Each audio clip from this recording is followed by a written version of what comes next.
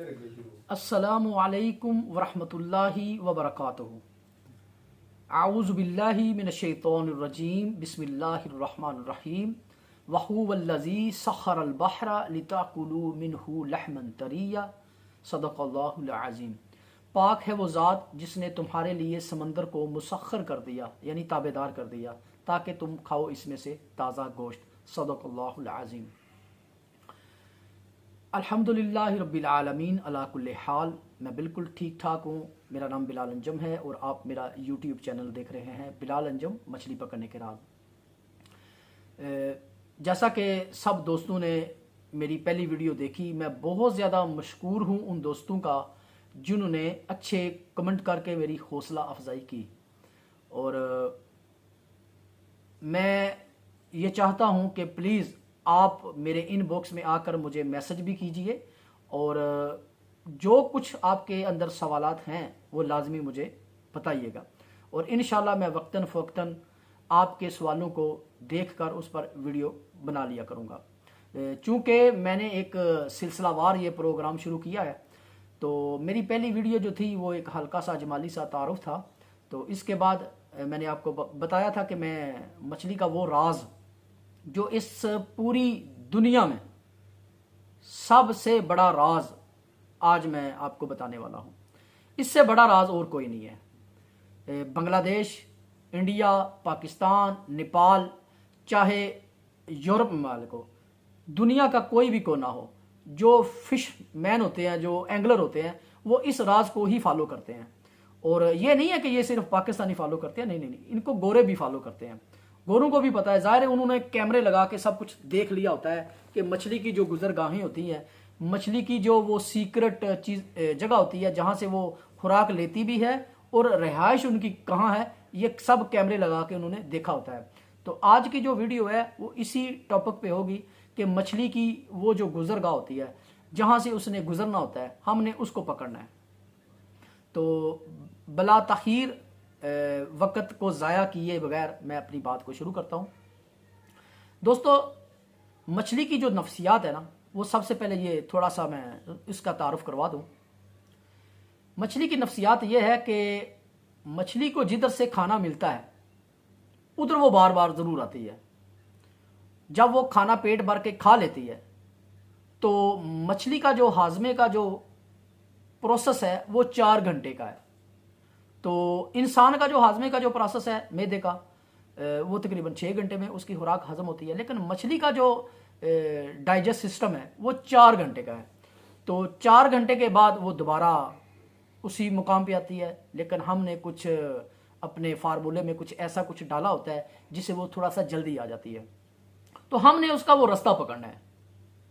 तो तकरीबन पाकिस्तान में लाहौर, फैसलाबाद, गुजरात, वज़ीराबाद और गुजरावाला, ये तकरीबन जो मैंने आपको इलाके बताए हैं, ये जो इलाके के जो शिकारी हैं ना, जो पुराने शिकारी हैं, ये उसी चीज़ को अप्लाई करते हैं जो मैं अभी आपको बताने वाला हूँ। पिंडी वालों का जो कंसेप्ट होता है इस मामले में, वो क्या करते हैं, वो जगह सेलेक्ट की, वहाँ अपना चारा मार दिया और वहाँ बैठ के उन्होंने मछली पकड़ लेनी होती है। लेकिन हमारे जो उस्ताद है, ये जितने मैंने आपको शहर गिनवाए हैं, इन शहरों के जो बड़े बड़े उस्ताद थे वो इसी रास्ते को टारगेट करते हैं और 100 में से वो 80% कामयाब भी हो जाते हैं। मैं मिसाल के तौर पर एक बात आपको बताता हूँ। एक आदमी है जिसको उस राज का पता नहीं है और एक वो आदमी है जो उसको राज का पता है। यानी एक उस्ताद के 2 शागिर्द होंगे ना, दोनों सेम चारा खेल रहे हैं, एक को राज का पता है जो अभी मैं आपको बताने वाला हूँ और एक को राज का पता नहीं है।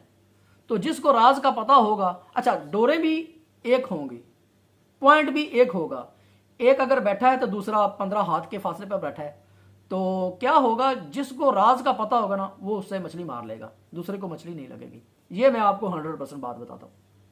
आइए तो चलते हैं अपने सेगमेंट की तरफ।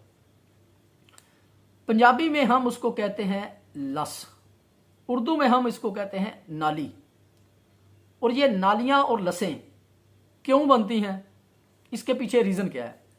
जब किसी भी दरिया का जो गेट होते हैं उनके पीछे जब पानी बहुत ज़्यादा ओवरफ्लो हो जाता है तो वो गेट खोलते हैं तो गेट खोलने के साथ वो स्पीड से पानी जब निकलता है ना, तो किनारे किनारे भी वो झाड़ता हुआ निकलेगा, किनारे तोड़ता हुआ निकलेगा, और जो नीचे वो जो रेत होगी उसको उठा उठा कर जरा फेंक देगा वो, तो वहाँ वो एक नाली की शक्ल इख्तियार कर जाएगी वो चीज़। वो जो नाली होती है वो मैक्सिमम जैसे कि वन वे सड़क नहीं होती, इतनी चौड़ी भी होती है, और जैसे आप किसी गांव की तरफ जाएं तो ईंटों का एक वो सड़क सी बनी होती है, जैसे सोलंग भी कहते हैं, वो उसकी लेंथ मैक्सिमम 8 फुट की होती है, उतनी भी होती है। कुछ 6 फुट की भी होती है, कुछ 8 फुट की होती है, 10 फुट की होती है, 12 फुट की होती है, यानी चढ़ाई मैक्सिमम इतनी होती है। बाज़ औक़ात कुछ डुम भी होते हैं। अच्छा, ये वो सीक्रेट राज है जिसको हम पंजाबी में लस कहते हैं और उर्दू में नाली कहते हैं। अब ये दो तरीके से जानी जाती है। एक तो ये है आपको आंख से नजर आ जाएगी, लेकिन आपको वो उकाबी आंख चाहिए, जो उकाब की आंख होती है वो चाहिए, वो आपको नजर आ जाएगी। जब आपको उसका इल्म ही नहीं होगा तो आपको नजर नहीं आएगी। अभी मैं आपको बता दूंगा ना, तो इंशाल्लाह आप दरिया पे जाएंगे, वो चीज़ देखेंगे तो आपको वो नजर आ जाएगी। अच्छा, अब आपको आंख से वो तो नजर आ गई है। बाज़ औक़ात ऐसा होता है कि वो आंख से नजर भी नहीं आती, होती नहीं है उधर, वो उधर होती नहीं है, होती है लेकिन वो नजर नहीं आ रही होती। तो अब उसका तरीकेकार क्या है? उसका तरीकेकार आप लम डोर से चेक करें। तो उसके लिए मैं रिकमेंड करता हूं आप एक टेस्टर डोर बनाएं अपने पास। टेस्टर डोर बनाने के लिए आपने स्ट्रिंग की बोतल लेनी है। स्ट्रिंग की बोतल से आप बोतल वगैरह पी लें और उसको खाली करके धो लें और उसके ढक्कन को अच्छी तरह बंद कर दें, और उसके ढक्कन के नीचे आपने 28 पाउंड या 30 पाउंड की एक डोर ले लेनी है, जिसका तकरीबन लेंथ होगी 200 यानी मीटर। तो वह उसके ऊपर लपेट लें, उसको बांध दें, गिरा लगा लें। अब आपने तकरीबन पांदे वाली डोर जो लंगर के आगे लगती है वो ले लें। अच्छा, पांदे वाली डोर ये मेरी बात को स्किप नहीं करना आपने, पूरी की पूरी वीडियो देखनी है। मैंने पूरी की पूरी वीडियो में मैं किसी वक्त भी आपको टिप्स और ट्रिक्स यानी कि वो देता रहूँगा। अगर आपने वीडियो स्किप कर दी तो आपको वो चीज़ें नहीं मिलेंगी। तो बराहे मेहरबानी वीडियो को पूरा देखें, तो मेरी हर बात के आगे कोई ना कोई टिप और ट्रिक्स होगा। अच्छा, जिन लोगों के लंगर ज़्यादा लंबे हैं या कम हैं, थ्रो में प्रॉब्लम होती है, तो उनके लिए अर्ज करता चलूँ कि आपका जो लंगर है ना, लंगर की जो लेंथ है ना, उसका तरीक़ेकार ये है कि आपका जो शूज़ है ना, शूज़ आपने शूज़ पहना हुआ है, शूज़ के ऊपर आपका वेट हो, और आपकी जो भंवर कली है ना, उसकी लेंथ, आपकी जो नाफ होती है ना, नाफ जिसे पंजाबी में धुनी कहते हैं, यहाँ तक हो। ये आपकी एक्यूरेट जो है ना वो लेंथ हो जाएगी पौधे की, लंगर की। आपने जितनी भी डोरें बनाई हैं इस हिसाब से बताइए। जो लंबे कद के आदमी हैं, ज़ाहिर उनके बाजू भी लंबे होंगे, उनका कद भी लंबा होगा, तो ट्रिक यही इस्तेमाल करना है, यानी कि आपका वेट पाँव के ऊपर हो, नीचे ज़मीन पर नहीं हो। आपने शूज़ पहने हो, शूज़ के ऊपर आपका वेट लगा हो, और आपकी जो भंवर कली है ना वो आपके हाथ में हो, तो और वो पेट की जो नाफ होती है ना वहाँ तक वो आए, तो वो एक्यूरेट जो है ना वो लेंथ होगी। अच्छा, ये था एक ट्रिक। अब स्ट्रिंग बोतल, उसके ऊपर अगर जो डोर हम लपेटते हैं ना वो बड़ी तेज़ी से निकलती है, इसको बोलते हैं टेस्टर डोर। अच्छा, आपने अब डोर को फेंकना है। डोर को फेंकने के बाद आपने उसको आहिस्ता आहिस्ता खींचना है, आहिस्ता आहिस्ता खींचना, यानी आपने डोर फेंकी है तकरीबन 30 हाथ। अब हाथ किसे कहते हैं? दोनों बाजू खोले, मैंने खोल लिए, एक बाजू से लेकर, एक हाथ से लेकर दूसरे हाथ तक ये जो लेंथ बनेगी मैक्सिमम 1.5 फुट की बनेगी, 1.5 फुट। जिनके हाथ ज़्यादा लंबे हैं वो 2 फुट भी हो सकता है, 1.25 फुट भी हो सकता है। आपने दोनों हाथ खोल के ये मुकम्मल, तो ये लेंथ बन जाएगी। शिकारी ज़बान में इसको कहते हैं एक हाथ। आपने 30 हाथ डोर फेंक देनी है। 30 हाथ डोर फेंकने के बाद वहां लस है नहीं है आपने बस चेक करना है। पानी पर वो नजर आ जाएगी आपको, बाज का तो वो नहीं भी आएगी। क्यों नहीं आती, आती क्यों है, क्यों नहीं आती, वो आपको बाद में बता दूंगा। तो आपने उसको ऐसे खींचना है आराम से, पूरे हाथ से नहीं, दोनों हाथ की ये 3-3 उंगलियों आराम से फेंक, ऐसे खींचे। आराम से खींचने के बाद होगा क्या, जैसे आप किसी पहाड़ी के नीचे से ऊपर से नीचे उतरेंगे, या कोई ढलान है, ढलान से नीचे उतरेंगे ना, तो आप बड़ी तेज़ी से उतरेंगे। जब चढ़ाई चढ़ेंगे तो आपका जोर लगेगा, आप आस्ता आस्ता चढ़ेंगे। जब नीचे उतरेंगे तो थोड़ा तेज़ी से उतरेंगे। तो वो क्या होगी कि एक मुकाम ऐसा आएगा, यानी कि 10 फुट, 8 फुट, 11 फुट, 12 फुट आप जब अपनी तरफ उसको खींचेंगे ना, तो एक मकाम आएगा कि वो डोर सिरकना शुरू हो जाएगी, वो तेजी से आना शुरू हो जाएगी आपकी तरफ। तो समझ लीजिए वो टारगेट वाली जगह आ गई है। उसके बाद थोड़ा सा खींचते खींचते वो जो दरमियानी फासला होता है, जैसे मैंने आपको पहले भी अर्ज किया, दरमियानी फासला होगा, 8 फुट की चौड़ाई होगी, 10 फुट की चौड़ाई होगी, एक सड़क की जितनी चौड़ाई हो सकती है, 6 फुट की भी चौड़ाई हो सकती है। वो फासला जब तय करेगी, अब वो दूसरे किनारे पे आ गए, अब आप थोड़ा सा खींचेगी, वो टाइट होना शुरू हो जाएगी। जब वो टाइट होगी तो ये आपका नाली का दूसरा किनारा है। आपने क्या करना है, उधर से कोई शापर पकड़ना है, उसकी एक इतनी सी आपने कतर, उसका एक पीस उतार लेना है लंबा सा, आपने उसकी गिरा लगा देनी है उधर। अब आपने दोबारा इसको थ्रो करना है, दोबारा थ्रो करना है। जो शापर वाली जगह होगी ना, आपने तकरीबन 2 या 3 हाथ उससे आगे डोर फेंकनी है। फेंकने के बाद आप फिर आस्ता आस्ता उसको अपनी तरफ खींचें।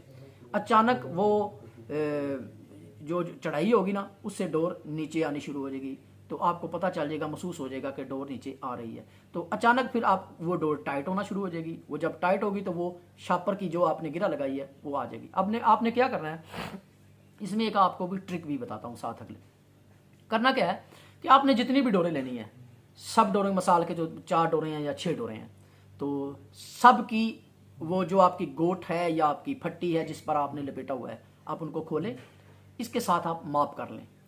माप करके उसके बाद आपने जो हुक बाइट लगानी है, गंडोया लगाना है, कैचवा लगाना है, आटा लगाना है, बोरा लगाना है, कुछ भी लगाना है लगा के, चारा लगाना है लगा ले। अब आपने वो थ्रो करना शुरू कर देना।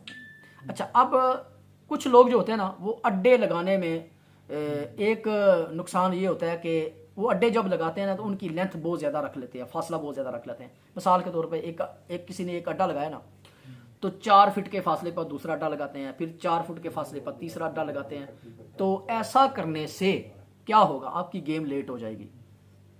क्या आप चाहते हैं कि आपकी गेम लेट हो? नहीं, कोई नहीं चाहता। वो चाहता है कि मेरा वक्त बचे और मैं जल्दी जल्दी अपने इस गेम को ख़त्म करूं और अपने घर चला जाऊं। तो गेम को तेज करने के लिए आपने डोरें जो है ना, वो फुट के फासले पे लगानी है, यानी कि 6 फुट के फासले पर अपनी डोरों को क्लियर करना है। ये आपको एक मैं टिप दे देता हूं। मेरी हर बात में कुछ ना कुछ टिप और ट्रिक्स इंशाल्लाह आपको मिलते रहेंगे, इसलिए कहा कि वीडियो एंड तक देखिएगा।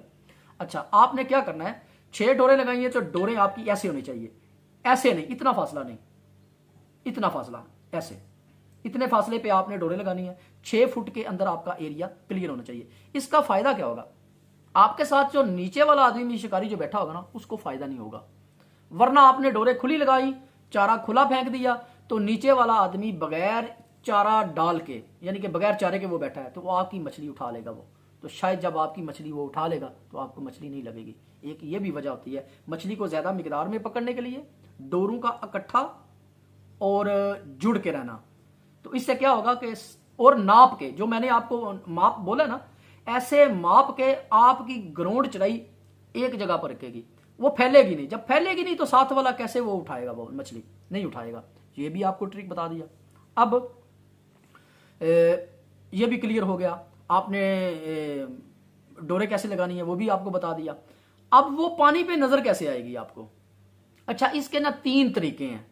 नंबर 1, पानी का रंग जैसा भी हो, सब्ज हो, नीला हो, मिट्टी रंगा हो, या वैसे एक पानी का जो आम कलर होता है वो हो, यानी साफ। ये 4 कलर में तकरीबन पानी होता है। अब वो जो नाली है वो आपको आंखों से कैसे नजर आएगी? ये होता है कि जब हवा थोड़ी सी चलने लग जाए तो आप पानी पर ऐसे नजर मारें। जब आप पानी पर नजर मारेंगे ना, तो एक खास किस्म की एक नाली आपको मैक्सिमम 16 हाथ, 20 हाथ, 25 हाथ, 30 हाथ, 35 हाथ, 45 हाथ, 50 हाथ, ये आपको वो नाली दिख जाएगी।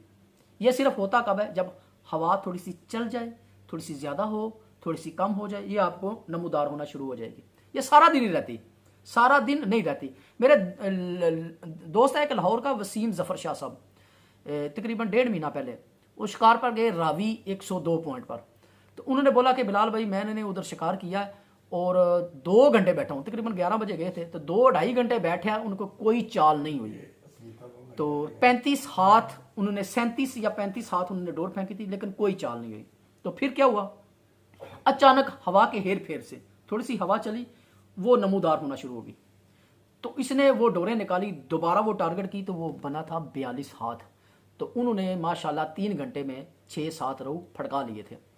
तो कहने का मकसद है, ये वो राज है जो उस्ताद नहीं बताते अपने शिगिर्दों को। अगर बताएंगे तो शिगिर्द उनके हाथ से निकल जाएगा, तो वो बस चढ़ाई के पीछे ही लगा देते हैं, ये राज नहीं बताते। तो आज मैंने आपको ये राज भी बता दिया है।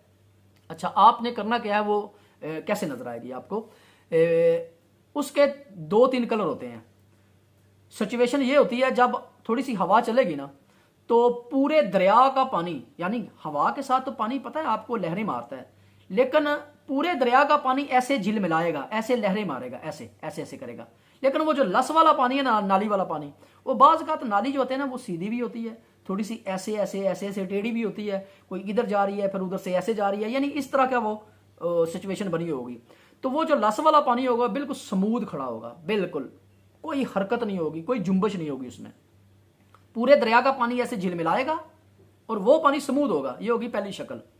पूरे दरिया का पानी जैसे तारे झिलमिलाते हैं, जैसे पानी झिलमिलाएगा तो पानी पर रोशनी पड़ेगी, वो तारे निकलेंगे। पूरे दरिया का पानी ऐसे तारे तारे चमक रहा होगा, लेकिन वो पानी स्मूथ होगा। ये होगी दूसरी सिचुएशन। पहली सिचुएशन पानी में लहरें होंगी, वो पानी स्मूथ होगा। दूसरी सिचुएशन पानी में तारे नजर आएंगे, वो नाली वाला पानी स्मूथ होगा। तीसरी सिचुएशन ये होगी, पूरे दरिया का पानी खामोश हो जाएगा, हालांकि वो चल रहा होगा, ये नहीं कि वो चलता नहीं होगा, वो चल रहा। अच्छा, ये चीजें कब आएंगी, जब दरिया चलेगा 5000, 4000, 3000, 6000, 2000, 2500, 1500, बहुत ज्यादा 10,000 चलेगा तो आपको लस नजर नहीं आएगी।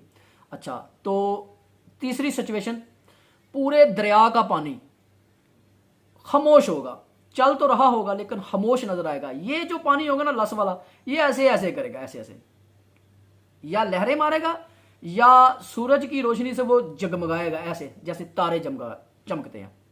3 सिचुएशन होगी। चौथी सिचुएशन, पूरे दरिया का पानी मिट्टी रंग का है, नीला है या सब्ज है, लेकिन ये पानी वाइट होगा। बस ये 4 सिचुएशन है जिससे आपको पता चलेगा आसानी से कि ये नाली है। मलक शमरेज फ्रॉम रावलपिंडी, बहुत अच्छे एंगलर हैं माशाल्लाह। जैसे मैंने अर्ज किया है कि पिंडी के जो एंगलर हैं उनको इन चीज का कंसेप्ट ही नहीं है। वो जाते हैं शिकार पे, जाते हैं वहां चारा फेंक देते हैं और मछली मार के आ जाते हैं, बाज़ नहीं भी लगती उनको। अच्छा, ग्रुप था भाई आबद का, मोहम्मद आबद नाम है उनका, तो उनका ग्रुप था एक व्हाट्सएप पंजाब फिशिंग ग्रुप। तो उसमें वो ऐड थे, उन्होंने अपनी एक वीडियो शेयर की जिसमें वो राड के साथ मछली को खिला रहे हैं। तो जब मैंने वीडियो गौर से देखी तो देखने के बाद वो जो मुकाम आया वो लस का, तो मैंने स्क्रीनशॉट लेके उसके इर्द गिर्द गोल दारा लगा के दोबारा सेंड कर दी। तो शमरेज ने पूछा, बिलाल भाई ये क्या चीज़ है? तो मैंने बोला ज़रा गौर से देखो, नोट करो। तो उन्होंने बोला मुझे कुछ नज़र नहीं आ रहा, कुछ समझ भी नहीं आ रही। तो मैंने बोला कोई रंगत देखो पानी की, दायरे वाला पानी और दूसरे वाला पानी रंगत देखो, ये आप ही की वीडियो है। कहते हैं हाँ मुझे तो पता चल रहा है, लेकिन ये जो आपने गोल दारा लगाया ना, इसमें वो पानी सफ़ेद कलर का है, वाइट कलर का। चूँकि डैम्स का जो पानी था ना वो नीला भी नहीं था, सब्ज भी नहीं था, लेकिन जैसे पानी का कलर होता है वैसे था, लेकिन वो पानी वाइट था। तो मैंने कहा क्या आपकी डोर यानी आपका राड क्या गलती से इधर चला गया और आपने मछली उठाई? तो कहते लगा कसम खुदा की यकीन करें 3 बार मेरा राड इधर गलती से चला गया और मुझे मछली भी लगी। तो मैंने बोला देख लीजिए, आपको इस चीज़ का नहीं इल्म? कहते नहीं बिल्कुल इल्म नहीं है। तो मैंने बोला मेरा भाई, फिर मैंने उसको बताया कि ये वो नाली होती है, ये गुजरगाह है, इसी से नाली से वो अपना शिकार उठाती है, इसी नाली से वो अपनी खुराक उठाती है। तो इसको आपने अगर चूज कर लिया, आपने पकड़ लिया ना, तो सारी मछली आप मारेंगे, आगे पीछे लोग देखते रह जाएंगे। तो वीडियो काफ़ी लंबी हो गई है। तो अच्छा, इसका जो अगला पार्ट होगा शायद के 3 या 4 पार्ट्स में ये मैं चीज़ को क्लियर करूंगा, ठीक है। अगले पार्ट में भी इंशाल्लाह मैं आपको इसके मतलब, ये भी आप पार्ट क्लियर नहीं हुआ, ये टॉपिक क्लियर नहीं हुआ, तो इंशाल्लाह अगली वीडियो में आपको बताऊंगा कि मजीद और क्या करना है। इसके आगे फिर टॉपिक आएगा कि पानी की सिलेक्शन कैसे करते हैं, उनको फुट के हिसाब से कैसे देखते हैं, यानी कि पानी चेक करने का तरीका, उसके बाद पॉइंट चेक करने का तरीका, ये पॉइंट चेक करने का ये अलग-अलग टॉपिक है। इंशाल्लाह इस हर टॉपिक में मैं बात करूंगा। तो टाइम काफ़ी ज़्यादा हो चुका है, वीडियो ज़्यादा लंबी हो चुकी है, तो उम्मीद करता हूं कि आपको सारी समझ आ गई होगी। तो दुआओं में याद रखिएगा बिलाल अंजम को, बहुत मेहरबानी, बहुत शुक्रिया प्यार और मोहब्बत देने का। इसी तरह मेरे साथ जुड़े रहिए और मैं इंशाल्लाह बहुत सारे राज आप लोगों को बताऊंगा। तो इजाज़त दिए, खुदा हाफिज़।